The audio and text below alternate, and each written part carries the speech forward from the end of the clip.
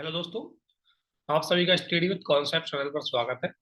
और आज के इस वीडियो में हम आपको एक चीज बताएंगे कि अखबार या न्यूज़पेपर का महत्व क्या है और किस तरीके से उसको यूज किया जाता है। तो एक पीडीएफ है जिसको हमने बनाया था, उसमें लगभग 15 दिन का न्यूज़पेपर की कटिंग ली गई है। आप डायरेक्टली कटिंग ले सकते हो, डायरेक्टली भी लिख सकते हो, कोई जरूरी नहीं है कटिंग लो, डायरेक्टली भी लिख लो।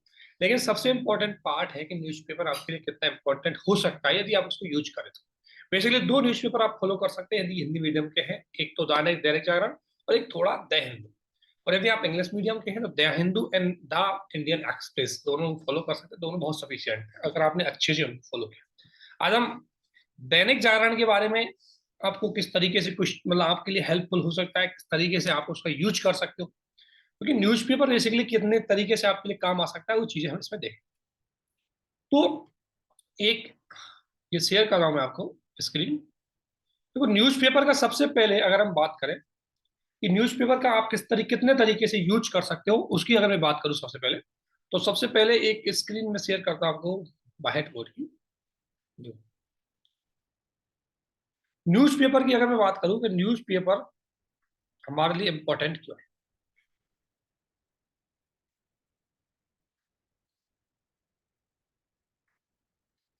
हालांकि कई लोग बोलेंगे कि यार बिना न्यूज़पेपर एग्जाम नहीं निकल सकती है, ऐसी बात नहीं है, निकल सकती है। लेकिन न्यूज़पेपर को अगर पढ़ोगे तो नुकसान नहीं होगा, आपको फायदा जरूर होगा।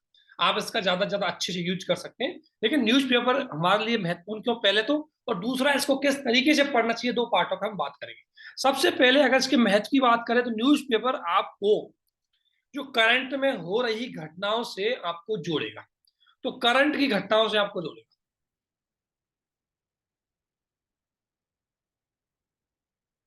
एक तो कि जैसे आप कोई भी चीज पढ़ रहे हो, आप किताबी ज्ञान तक के तो सीमित है, आपने सिलेबस को पढ़ा कि भाई आपने मान लो फंडामेंटल राइट पढ़े, आपने ग्रामीण सशक्तिकरण पढ़ा, आपने स्थानीय शासन पढ़ा। लेकिन किस तरीके से वो काम कर रहे हैं प्रेजेंटली, वो कितने सक्सेस है, कितने अनसक्सेस है, कितना उसमें चैलेंजेस है, कितना लिमिटेशंस है, और कौन लोग अच्छा काम कर रहे हैं, ऐसी खबरें न्यूज़पेपर में आती रहती है। उस पंचायत ने अच्छा काम किया तो उसका आप एग्जाम्पल ले लीजिए। तो करंट अफेयर की घटनाओं को जोड़ने के लिए आप जो भी सिलेबस है आपका उसको करंट से जोड़ने के लिए आपको न्यूज़पेपर हेल्प करेगा, डेफिनेटली हेल्प करेगा कि करंट में क्या इंसिडेंट हो रहा है। और वो इंसिडेंट आपकी प्री के लिए इंपॉर्टेंट होता है क्योंकि प्री के बहुत सारे क्वेश्चन आपके डायरेक्टली करंट से आते हैं। और सेकंड, आपके मेंस में वैल्यू एडिशन के लिए काफी इंपॉर्टेंट होता है। वैल्यू एडिशन, वैल्यू एडिशन का मतलब आपके क्वेश्चन को कॉन्सेप्ट विद फैक्ट बनाने, विद रिपोर्ट के माध्यम से, विद केस केस स्टडीज के माध्यम से, विद एग्जाम्पल के लिए आपको न्यूज़पेपर काफी हेल्प करेगा।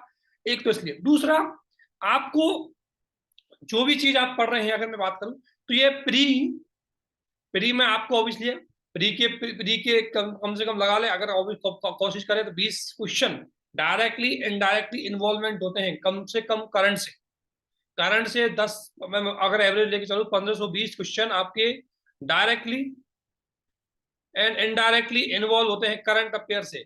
उसमें आपकी पूरी हेल्प करेगा अगर आपने न्यूज़पेपर को रेगुलर बेसिस पे फॉलो किया है तो। थर्ड, अगर मैं बात करूं मेंस के पॉइंट ऑफ व्यू से, मेंस के पॉइंट ऑफ व्यू से ये आपकी वैल्यू एडिशन के रूप में काम करेगा। वैल्यू एडिशन की अगर मैं बात करूं कैसे, क्योंकि देखो ये आपको एक तो करंट के एग्जाम्पल प्रोवाइड करवाएगा जो आपको सिलेबस के अकॉर्डिंग चाहिए।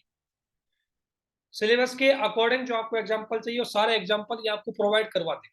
सेकंड, केस स्टडीज देगा, सक्सेसफुल जो केस स्टडी है वो आपको यहाँ मिल जाएंगी।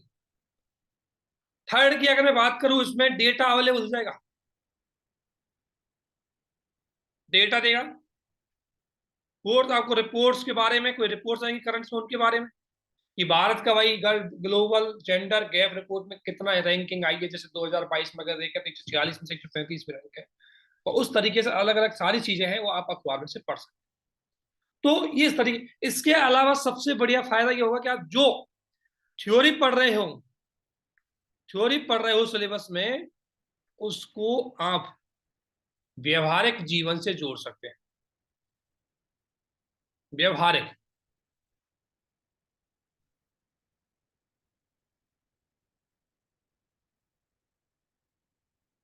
यदि आप न्यूज़पेपर पढ़ रहे थे, जैसे फॉर एग्जांपल आपने कोई भी चीज पढ़ा, मैं बताऊं कैसे जोड़ सकते हो। कोई भी चीज पढ़ी आपने, जैसे आप पॉलिटी में पढ़ते हो कि इलेक्शन है स्वतंत्र और निष्पक्ष होने चाहिए, लेकिन वही इलेक्शन के दौरान अभी बंगाल में देखा गया कि हिंसाएं हुई है, इलेक्शन से पहले ही हिंसाएं हुई है, जो कि जिसे हम बोल सकते हैं चुनावी हिंसाएं या राजनीतिक हिंसाएं।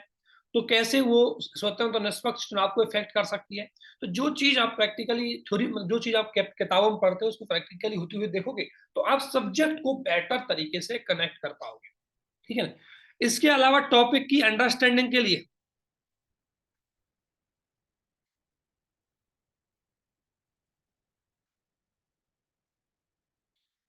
आपको न्यूज़पेपर बहुत हेल्प करेगा। यदि कोई भी टॉपिक्स है, अगर आपने थ्योरी पढ़ी है लेकिन जब तक उसका कोई एग्जांपल आप करंट में नहीं देख पाओगे तब तक, मतलब अगर आपने आपने पढ़ तो लिया लेकिन जैसे करंट में उसका कोई एग्जांपल देखोगे ना तो आपको एकदम वो चीज रिमाइंड हो जाएगी। जैसे आप पॉलिटी में पढ़ते हो कि PIL, लेकिन जैसे आपको अखबार में आए कि भाई दिल्ली के पॉल्यूशन को लेकर के एक NGO के द्वारा PIL दायर की गई, तो आपको पता लग जाएगा कि PIL दायर कैसे की जाती है, कौन दायर करता है, कैसे करता है। जब आप खबर पढ़ोगे तो उस तरीके से आप इसको यूज कर पाओ। नेक्स्ट पॉइंट ये होता है आपका कि आपके लिए अखबार तो न्यूज़पेपर इंपॉर्टेंट है ही है। न्यूज़पेपर कौन सा पढ़े, अगर मैं बात करूं न्यूज़पेपर की, अगर मैं बात करूं कौन सा पढ़े, तो न्यूज़पेपर ज्यादा नहीं, जो आपको ठीक लगे वो पढ़ सकते हो बेसिकली। अगर मैं हिंदी न्यूज़पेपर कौन सा पढ़े, अगर हिंदी मीडियम वालों की मैं बात करूं, हिंदी वालों की ये पढ़ सकते हैं दैनिक जागरण प्लस आपका दैनिक जागरण प्लस द हिंदू। ठीक है। और अगर इंग्लिश मीडियम वालों की हम बात करें, इंग्लिश मीडियम वाले पढ़ सकते हैं the Hindu and the Indian express. बहुत है दो न्यूज़पेपर, ऐसे तो बहुत आते हैं। ठीक है। ये चीज एक चीज, और इंटरव्यू के ज्यादातर क्वेश्चन आपके अखबार की वाली खबरों से ही होते हैं। इंटरव्यू के पर्सनैलिटी डेवलपमेंट में आपके लिए सबसे ज्यादा हेल्प करता है न्यूज़पेपर। लेकिन अब अगला पॉइंट यह है कि कैसे पढ़े।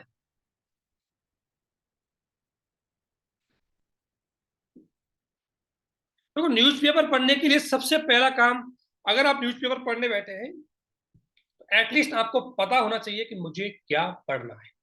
इसलिए न्यूज़पेपर पढ़ने से पहले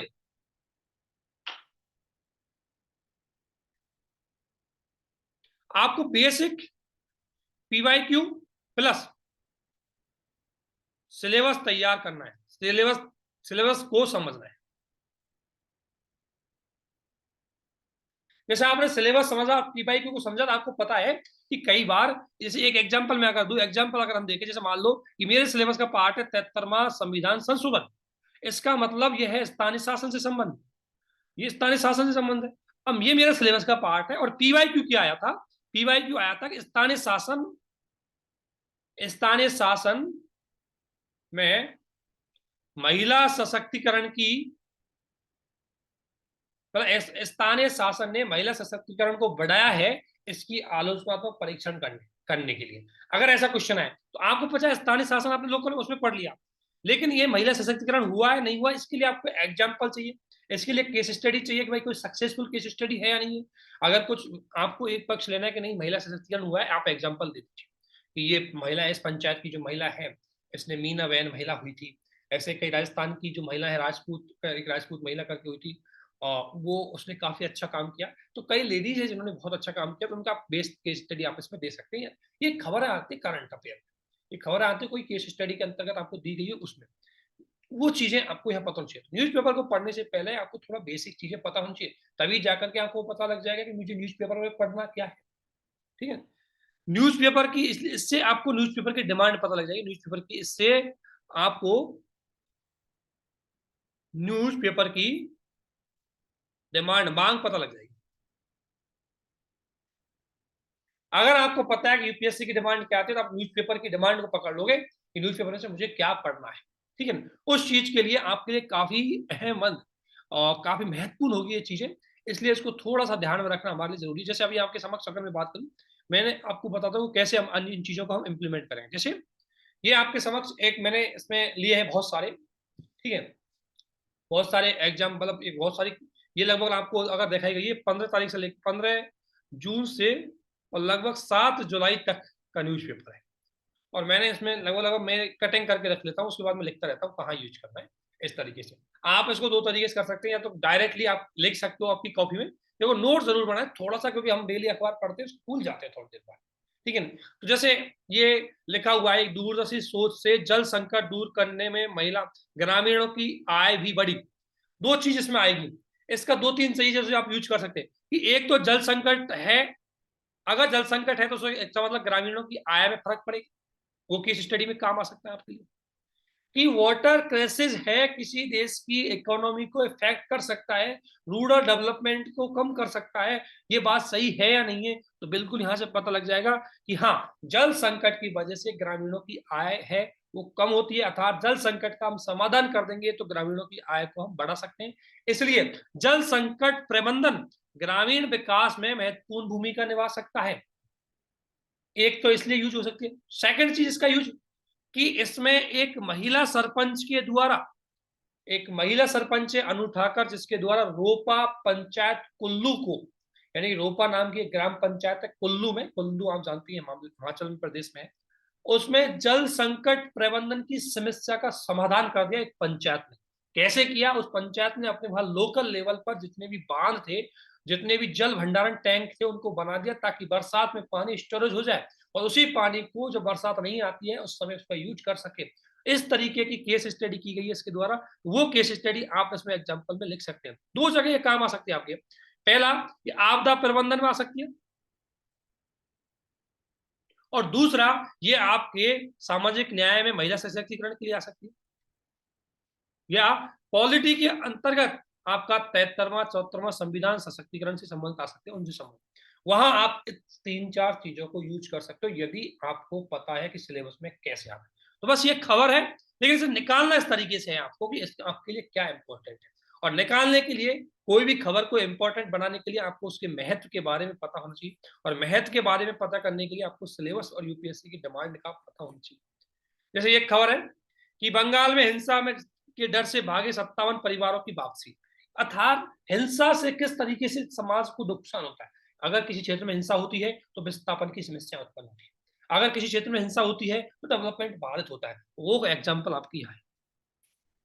सेकंड, चुनावी हिंसा का एग्जाम्पल है, चुनावी हिंसा और उसके परिणामों के बारे में आपको इसमें बताया जाए। जो बंगाल के चुनावों में जो लोकल गवर्नमेंट के चुनाव है उनसे देखने से पहले वाली ये बात है, और इस किस तरीके से चीजें इफेक्ट की, वहां का आप केस स्टडी वो एग्जाम्पल यूज कर सकते हैं। इसी प्रकार कई बार हम एग्जाम्पल पढ़ते हैं, अगर मैं आपको बताऊं, हम बहुत सारे एग्जाम्पल हमें चाहिए एथिक्स में, तो हम कुछ तो हमारे पास पहले के एग्जाम्पल होते हैं, कुछ हम करंट के एग्जाम्पल जरूर हमें चाहिए। तो ये अमरनाथ यात्रा अभी चल रही है, आप देखा होगा, और अमरनाथ यात्रा पर एक आईजी, आईजी एक ऑफिसर रैंक के ऑफिसर होता है पुलिस का, उसके द्वारा एक महिला को अपनी सांस दे करके जान बचाई, अर्थात ये एक बेस्ट सिविल सर्वेंट की जो एम्पैथी है, जो करुणा का मूल है, और एक सिविल सेवक के लिए उत्तरदायित्व है, उनके एग्जाम्पल में आप लिख सकते हैं कि हाल ही में सीआरपीएफ के आईजी के द्वारा महिलाओं को दी गई अपनी सांस, इस बात का एग्जाम्पल है कि सिविल सर्वेंट के लिए सहानुभूति, दया, करुणा वाला एग्जाम्पल में आप इसकी स्टडी को यूज कर सकते हैं। तो एथिक्स के एग्जाम्पल भी यहाँ आ गए। इसके अलावा एक अखबार में खबर आई अभी, अफ्रीकी देश जंजीबार। एक तो देखो अभी आपके लिए, इसके अलावा एक चीज और है, इसके अलावा प्री में ये जितनी भी आपकी मैपिंग आती है वो न्यूज़पेपर से ही आती है, जितनी भी आपकी मैपिंग आएगी करंट अफेयर की वो यहीं से आएगी। तो आपसे अगर पूछ रहे जंजीबार कहाँ है, तो कहाँ पर है? अफ्रीका में। तो जंजीबार एक देश है अफ्रीका में, वो आपको पता होना चाहिए। तो भारत ने अपना पहला आईआईटी कैंपस जंजीबार में खोल रहा है। भारत किसका कैंपस? आईआईटी मद्रास का कैंपस। अब ये खबर हमारे लिए इंपॉर्टेंट क्या सकती है? इंपॉर्टेंट का एक तो तरीका है कि आईआर के लिए आपके लिए इंपॉर्टेंट है, क्योंकि इंडिया अफ्रीकी रिलेशन की अगर हम बात करें तो भारत अपनी सॉफ्ट डिप्लोमेसी पे चल रहा है। सॉफ्ट डिप्लोमेसी का मतलब है कि वहां भारत विकास के नाम पर अपने प्रभाव को बढ़ाना चाहता है, विकास करके लोगों के दिल को जीतना चाहता है, विकास करके हम फॉरेन पॉलिसी में अपने इन्फ्लुएंस को बढ़ाना चाहते हैं कि दूसरे देशों के लिए हम काम कर रहे हैं, दूसरे देशों के लिए शिक्षा स्वास्थ्य सुविधा प्रोवाइड करके भारत मानवता के आधार पर दूसरे देशों में अपने नेशनल इंटरेस्ट को पूरा करने की जो रणनीति होती है उसी को बोलते हैं सॉफ्ट डिप्लोमेसी। तो सॉफ्ट डिप्लोमेसी के बेस्ट एग्जांपल है भारत का, जो भारत ह्यूमन डेवलपमेंट पे इंटरनेशनल लेवल पे काम कर रहा है, उसका भी आपके पास एग्जांपल है कि हम जंजीबार यानी अफ्रीका के देश में हम आईआईटी कैंपस खोल रहे हैं, जो इस बात की निशानी है कि हम अफ्रीका में टेक्नोलॉजिकल रूप से लोगों को स्किल करने और ट्रेंड करने की बात कर रहे हैं। उसमें आप इस एग्जाम्पल को यूज कर सकते हो, उस तरीके से आपके पास ही आ जाएगा।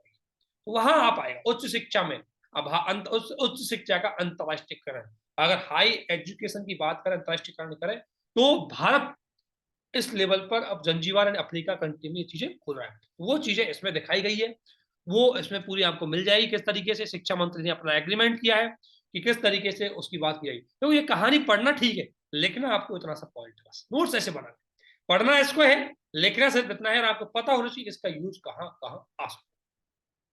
अगर मान लें ऐसे की बात हो, तो आजकल उच्च शिक्षा का अंतरराष्ट्रीयकरण बढ़ता जा रहा है, तो हम उसमें एग्जाम्पल यूज कर सकते हैं कि जैसे कई बड़ी यूनिवर्सिटीज है बाहर की, वो भारत में अपना कैंपस स्थापित करना चाहती है, क्योंकि भारत में हाई एजुकेशन के लिए वो अपने हाई एजुकेशन के लिए अपना यहाँ पर एक बड़ा कैंपस सेटअप करना चाहती है। तो भारत के पास भी अपॉर्चुनिटी है कि भारत दुनिया के अन्य देशों के साथ अपनी हाई एजुकेशन को इंटरनेशनलाइजेशन करने के लिए योगदान दे सकता है। और उसका आपके पास बेस्ट एग्जांपल है, आपके पास जंजीबार में भारत के द्वारा खोला जाने वाला आईआईटी मद्रास का कैंपस।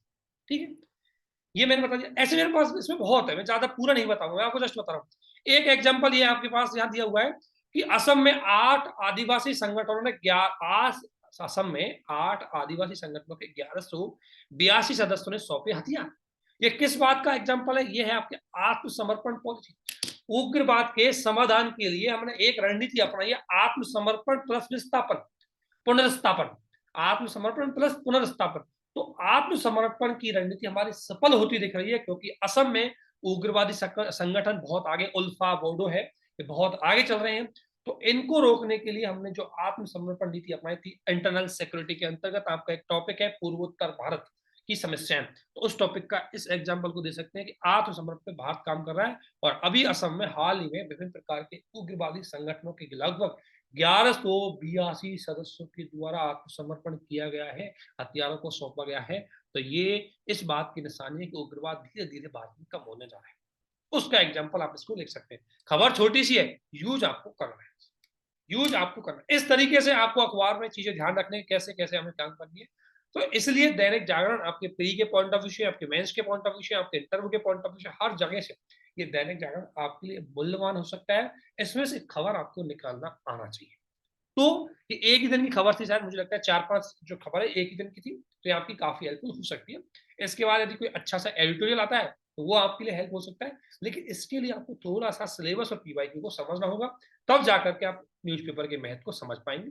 और न्यूज़पेपर को पढ़ने के बाद जब आप मंथली मैगजीन पढ़ोगे, ये चीज मंथली मैगजीन में हो सकता है आपके समक्ष आए, तो ये आपको फेमिलियर लगेंगी और फिर आपको याद करने में ज्यादा दिक्कत नहीं आएगी। इसलिए प्लीज आप थोड़ा सा आदत बनाए न्यूज़पेपर पढ़ने की, ज्यादा समय नहीं लगता है, आधे घंटे में आप ये काम कर सकते हैं। तो ये चीज करें। आप सभी को बहुत बहुत धन्यवाद। तो प्लीज लाइक शेयर और सब्सक्राइब जरूर करें चैनल को, ताकि ज्यादा से ज्यादा लोगों को इसको फायदा मिल सके। Thank you.